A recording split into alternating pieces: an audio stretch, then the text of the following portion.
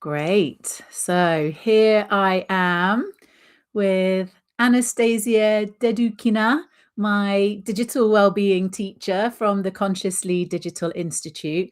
Well, we met, 6 years ago now, because I did my first round of your diploma in 2020.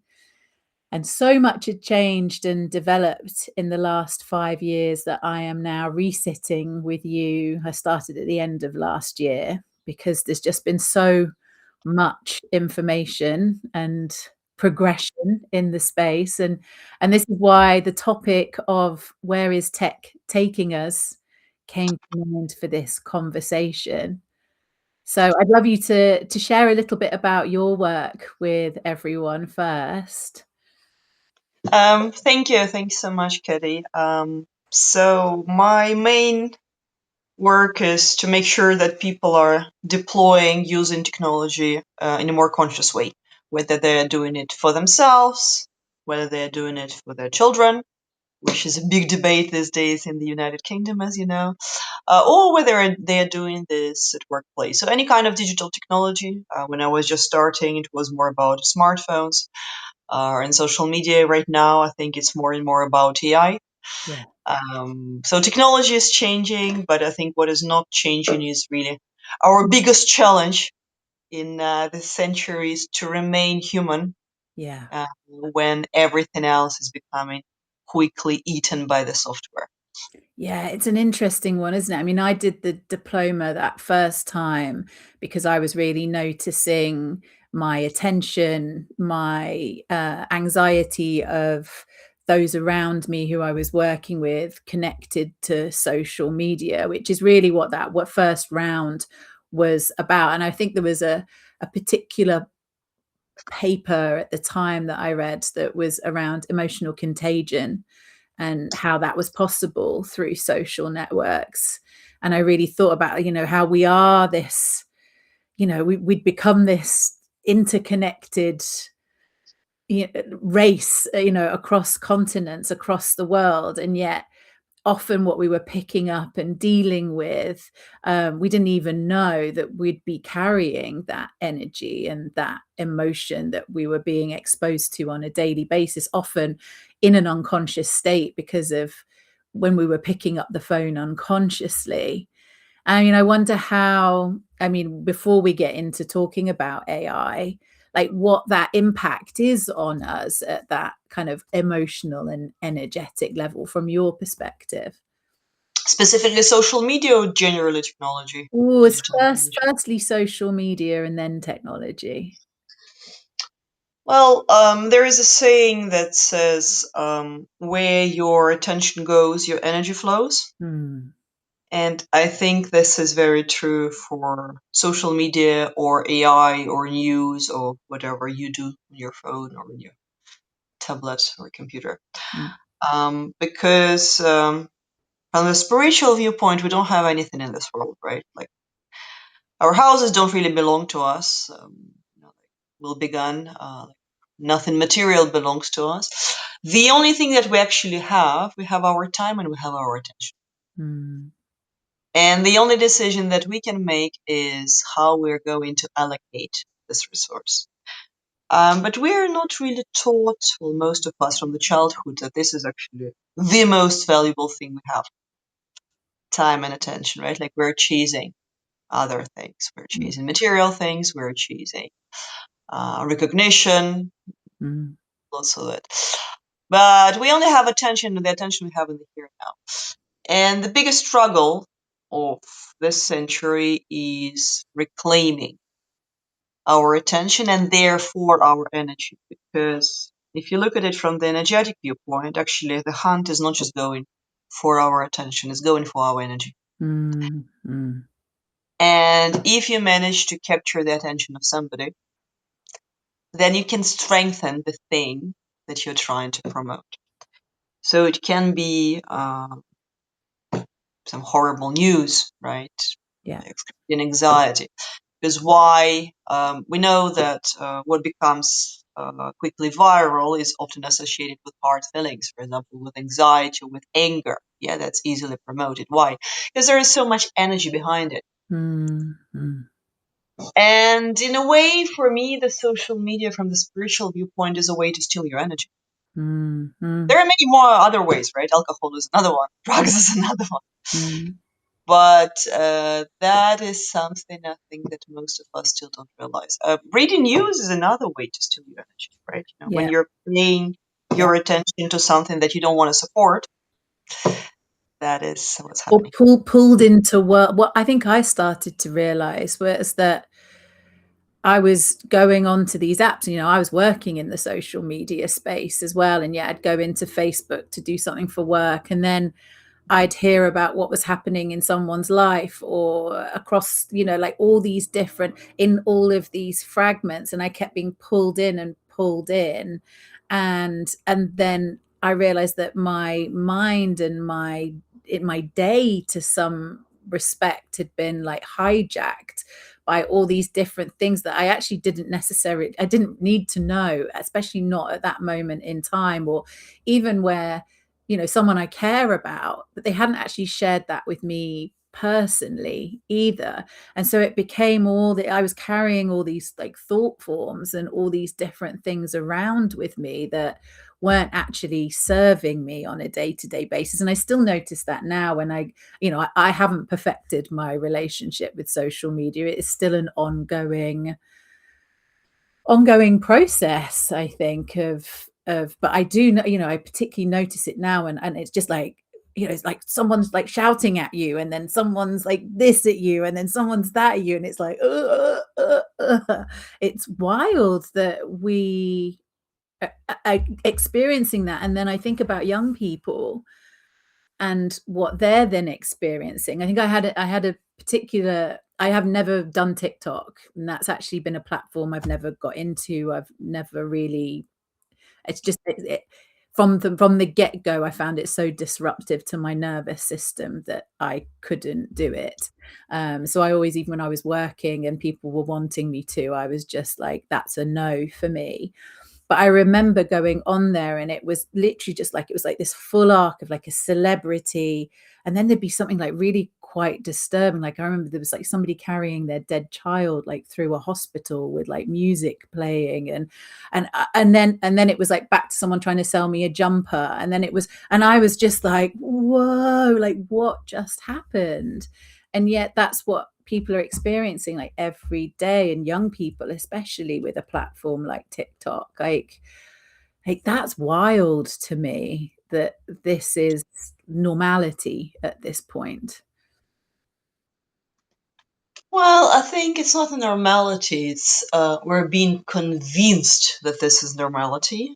And I think the main issue is that there is no alternative narrative that's powerful enough. Mm, Because the Silicon Valley did amazing job as US industry generative, right? Like Hollywood does amazing job, but also Silicon Valley in convincing people that this is the way to go into the future, right? Like they call it tech progress. In my opinion, this is not mm, tech progress. mm, And I think the issue is that this is being greatly criticized, but actually, when you're just criticizing something, you're strengthening it as well mm, because you're paying attention to that.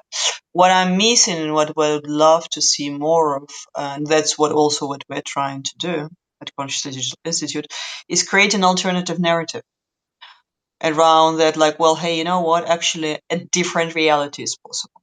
mm, And get more people look into that, right? Because then this is what creates normality. And this is actually where doesn't matter how many people, if it's two people, if it's mm, 200, 2,000, 2 million, mm. uh, every single voice like looking into the direction of like how you actually want things to be versus criticizing what you don't like is Yeah, going to strengthen this new narrative. yeah. Yeah, and it, because neither of us are anti-tech at all. I mean, I love technology. I've loved it. It's been my career. I still love it. I find AI fascinating. And yet, like last week when we were in our theory class, we were studying, part of the call was about the fast brain and the slow brain. And I found that really interesting, as well as where is tech taking us? Don't know if you want to explain a little bit about that. Sure. We have, according to researchers, this researcher called Antonio Damasio, he discovered that we have two types of emotions, fast emotions and slow emotions. So fast emotion is something that is triggered by immediate danger, for example, fear or anger. Um, and it helped our survival, our ancestors' survival. You see a crocodile, yeah, like you're not thinking, how do I feel about this crocodile? No, like you have to run, otherwise you'll beat. And then we have slower emotions, and slower emotions are called this way because they literally need more time to be processed by our brains. So these are emotions such as, for example, shame, or grief, or love, or compassion. Everything related to thinking about the meaning of something, like meaning of life, gratitude. And what Antonio Damasio's team says, that literally, like, if we don't allow enough time and space in our lives to process these emotions, then we are depriving ourselves of this. And what do you think happens with a society that where the majority of these people who live in the society do not have time or space to process this emotion? And this Mm, is what we're seeing right now. mm, We're seeing that we are being artificially so sped up mm, by technology, by work culture, by us trying to do lots of things and not willing to recognize that that is not the human pace. That's not something natural to us. Rather than stopping and looking around and saying, like, what the hell am I doing? Why? And AI is interesting, right? AI actually, somebody said, and I really like this quote, AI just allows you, it's not super intelligence, it just allows you to do the same sheet but only faster. And I think in a way this is true, right? Because what used to take you like 2 hours, now you can do it in 20 minutes with AI. 2 minutes. Um, but what's the point if the things we were doing were useless to start with, were like unnecessary?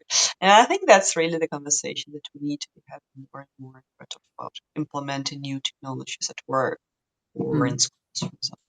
Yeah, it is fascinating because I've adopted AI. I was using ChatGPT, and like everyone recently have moved towards Claude, which has been interesting in of itself. But I've also really started to also like temper my use of it, because I was starting to notice that I was reaching for it so much, even for like just a little question. And I'm aware and I'm conscious to it. But it's like that thing that you were saying, if we've not got the space to like think things through. And actually, off the back of last week's call as well, I think there was a video as part of our research where we were like exploring, like, having space and taking rest. And so now I'll do some work at the computer, and then I will take my notebook and I'll go and sit in my hammock because the weather allows it for now. But to let me like think things through, rather than thinking I'm just being productive. Like, I think I developed this thing where I thought I was only working and being productive if I was sat in front of a screen. And so it's like that's given me such permission to be like, no, I can still be working and thinking through problems that need solving in my business or in my life. I don't have to be sat at a computer to be doing that. And that's for me, who knows this stuff. So, I find it fascinating sometimes when I think, there's been points of my life where I'd be like, wake up, look at a phone, move to a laptop, finish the day, and then you look at a television. So you're literally moving from a screen to a screen to a screen to a screen. I mean, that's not my life now, but there was a period of my life where it was. And so are we ever giving ourselves time to be bored, to process stuff. And like, where, like you say, like, where does that take us as humanity? I mean, one of the biggest things I think that came up for me in doing the course the first time was just the cognitive overload, and that was before we had cognitive offload. Of if we had a generation that's unable to do deep thinking or even, you know, deep reading or deep work, like how much more able they are to be manipulated by algorithms and being nudged with certain, you know, even political parties and people, you know, like, it worries me. Rightly so, because people generally are very illiterate about data, about privacy. Mm, We can compare it really, you know, like to the times when reading and writing was a privilege of only few, mm, the Middle Ages, mm, and everyone else was, you know, like not in the best hygienic conditions. mm, You know, the religion was interpreted for them by those who had access to writing, to the mm, scripts. You know, like, you know that universities were born in the monasteries and founded in the monasteries, right? So mm, the key to the knowledge was held there. If you look at what's happening now, although there is this myth that technology is democratizing education, democratizing information, that's not true. Because there is still this very big gap. For example, we know that certain categories of people are much more likely to use AI, for example, right? Like, for example, like well-paid men, mainly white, are those who benefit the most from using AI, for example. And essentially, those who have your data, so it's the tech companies, maybe it's governments, like if we're talking about the US government, they're obliged to share because most tech companies are based in the US, US servers. yeah. They do control the narrative, Mm, and they can very subtly right now influence, yeah, and uh, decide how the narrative is going to be shaped. mm, mm, And we haven't even got there yet. Yeah, they mm, just like they have this power. I mean, like they might be like slightly using it, but so far they're just like in the situation of getting all this information we're sharing mm, for free. mm, But I think we're going back in a way to techno feudalism. mm, And we're not realizing it, right? Like we think that like we have this, you know, abundant world. No, actually not, because they're the ones who are controlling the narrative. They're the ones who are controlling the data, mm. and therefore they're the ones who are determining, you know, like how the development is going to Well, be. I think we kind of saw that even with what happened with ChatGPT 4, when there was a lot of the anthropomorphization of the AI. And there's, you know, there was definitely, I've looked back, you know, 8 to a year ago, and I've realized even like how I felt like prey to some of that, because it just it was so like bam, bam, bam, bam. It like just the way that it spoke and the way that it mirrored and the way that it worked. And there's like been quite a change, I think, with the newer models, which I think is for the better. But it really showed me just how much of my experience, even on a personal level, was determined by the programming at that time. And then like where this might go. I mean, like to what you said there, I also think about this, like it's, you know, it's very much based on the English language as well, isn't it? I went to a really interesting talk where there was a lady who was working on a master's around linguistics of AI. And she was saying like part of her family was from Ethiopia, and so there was no way that any of them would be able to use AI because that language didn't, yeah, their native language didn't even exist as an option on the platform. So it's like you're saying, it becomes used by only a certain demographic of the world. And if it's then controlling the world, yeah, It's a new form of colonialism, and also consider that AI has been trained mainly on English language and on English-speaking culture, Anglo-Saxon culture, just because 70% of the global internet is in yes, English, and yes, yes.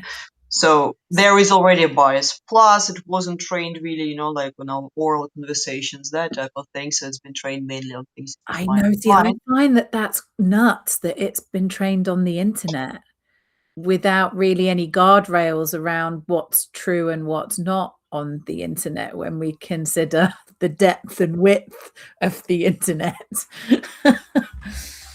Yeah. So with all of that, how can people help themselves, help each other, be part of a future that we all want to be part of from your perspective?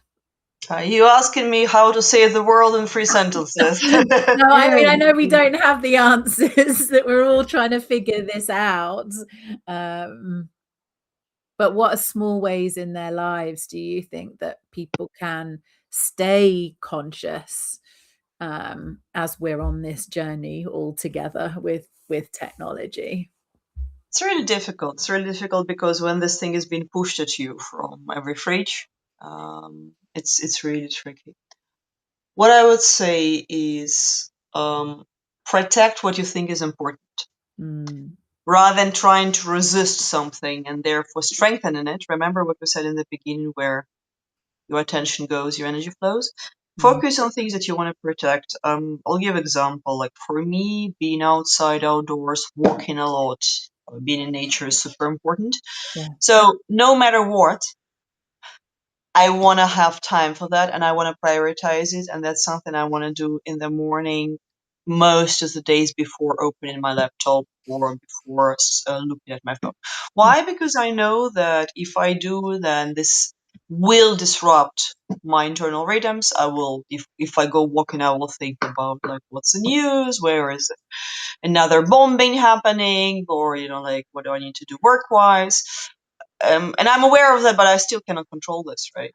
yeah. So, what I think is very, very important is to be conscious about what the effect that it has on you.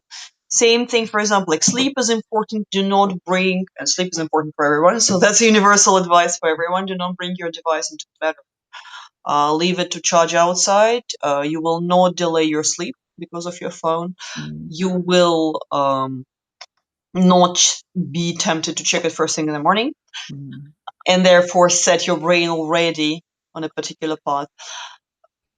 For me, like having specific days when I'm unplugged is really important because that helps me connect with myself. yeah.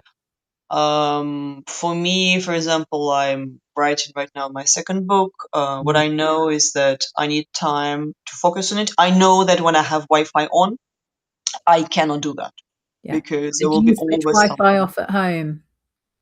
Wi-Fi off, so I don't even switch it on because for night I switch it off. So Right. in the morning I don't switch it on. And I know that my focus time is first couple of hours in the morning. Mm, That's when my head is at its best. mm, So that's what I would do, like normally after a walk, mm, which basically means that for the first 3 hours I will probably not be looking at my emails and things like that. mm, I mean, mm. I might look up like weather forecast or something if I have doubts.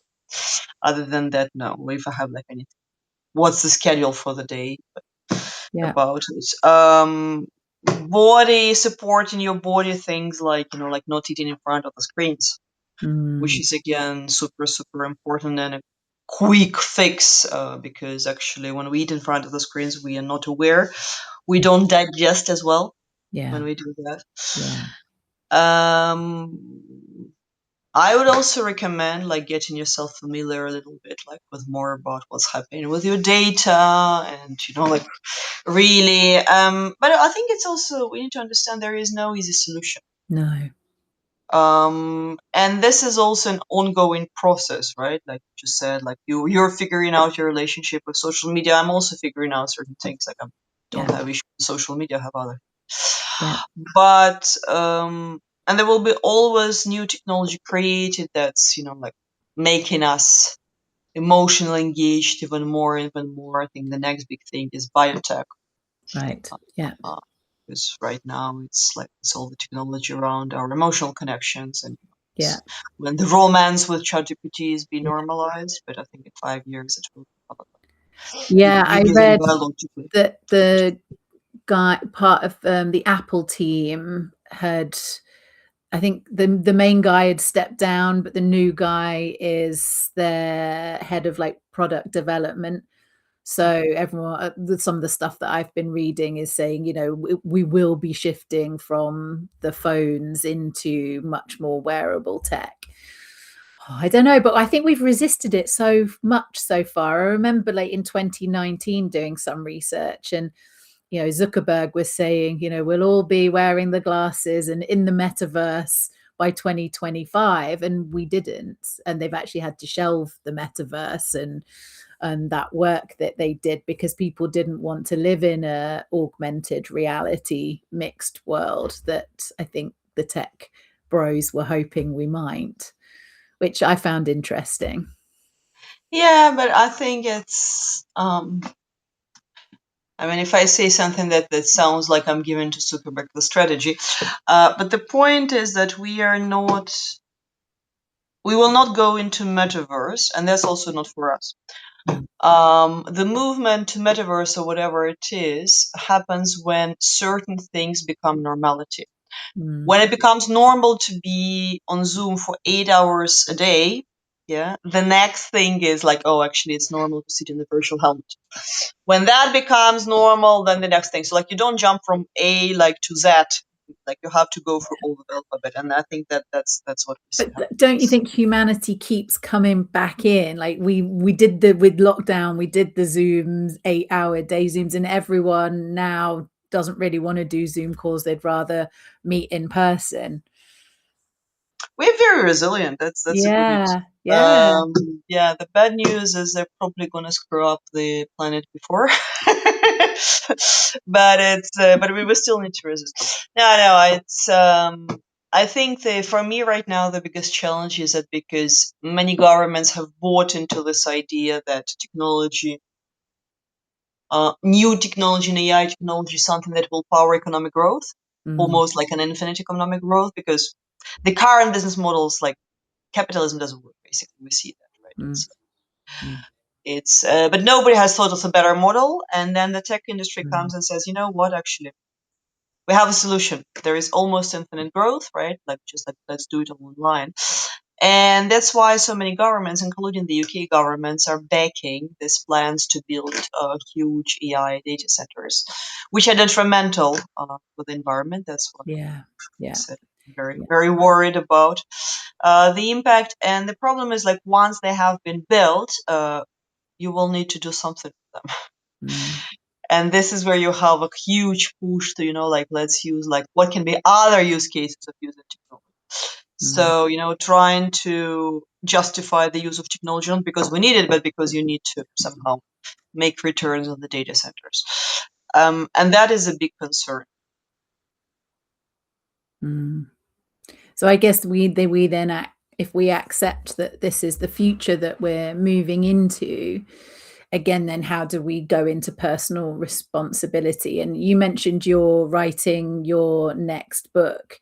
Do you want to tell us a little bit about, because to me, even just hearing that topic has been quite a wake-up call for myself, and it makes me, I'm getting a bit older now, and I look at how my use of tech is having an impact on my body as I'm getting older. Do you want to tell us a little bit about what your research for that, without giving too much away? Yeah, no, there's nothing to give away yet because I just finished my first chapter. There are many, I don't even know how many there's going to be. But just one thing I wanted to say. You said something important. I want to comment on this, and then I'll talk about the book.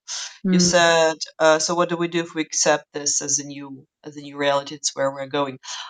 I don't think we should be accepting this. Okay. I think we actually should be challenging this. I think this is a time to get politically active.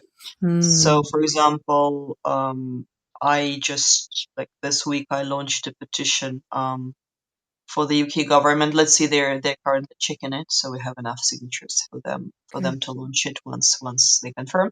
The petition is about a proposal to review how much digital is used at schools. Yeah. And because as you may know, Sweden has recently changed its policy dramatically. It's one of the most Yeah. digitized countries, and they're moving back to print books and Yeah. to writing, which Yeah. is research-wise is much better. Yeah. So I think that it's our collective responsibility and also individual responsibility to say no. Actually, like no, that is not the future where I want to live, and I know for myself, and I'm doing whatever I can do with that. And Yeah. anyone can do, like, whether it's writing to an MP or like like talking to your local school or whatever it is. Yeah. Talking about my books, my next book it's about health and technology. It's how technology changes our health. We speak a lot about like how the mental health. I think like the stress, anxiety. Just a good simple example, like after about 20 minutes of multitasking or switching tasks, our levels of cortisol go up. Mm. And if we constantly live with this high levels of heightened, let's say, levels of Mm. cortisol, the stress hormone, actually this starts affecting your immune system. Mm. And specifically, it can affect the cells of your gut called IgG. They're like protective cells. So Mm. basically, it can trigger autoimmune diseases. Right. It's not me coming up with that. There is peer-reviewed research Mm. that shows that.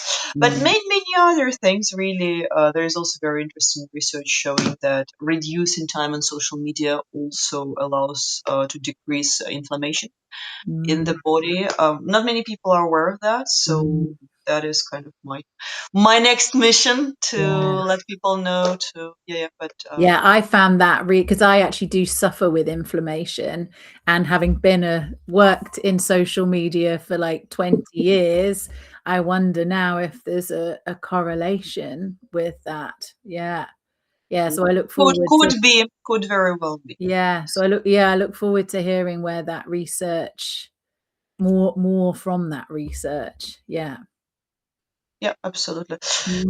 So basically, I think just to summarize, whatever our grandmas told us was correct. Like, walk more, make real friends. Don't worry, don't watch too much television or like social media. Eat well, cook at home, and things like that. Nothing changes. Yeah. And how can people get involved with the Consciously Digital Institute and the things that you have coming up? I think if everything we've spoken about sounds interesting to you, and you're considering whether that could be potentially maybe your future career path or just for yourself, we have a short program called 5-Day Attention Detox Challenge coming up 18th to the 21st of May. And the URL is consciouslydigital/5DC, like 5-day challenge. I'll put it in the comments. And that's a fun neuroscience-based program where every day you're given one challenge. For example, like, tonight you're going to remove the phone from your bedroom. I explain why, and then you try it and you see what works, what doesn't. And we meet every day for 5 days, and I teach you a little bit of like about our digital habits, and then you see what you can implement. And then, like, if you work with people, a coach, trainer, you work in HR, then you can also use the tools of how to help others. Mm. How does it work? Yeah, I mean, I've found your teachings and your trainings have been invaluable. I mean, it's even led me to make a complete career change out of being a social media director into now being a digital well-being teacher, going into schools, talking to young people. I mean, as much because, yeah, I just feel it's such an important practice for us personally to become conscious to what technology is doing to us in a fully holistic way, be it spiritual, energetic, physical, at every level. It is having an impact in our world, isn't it?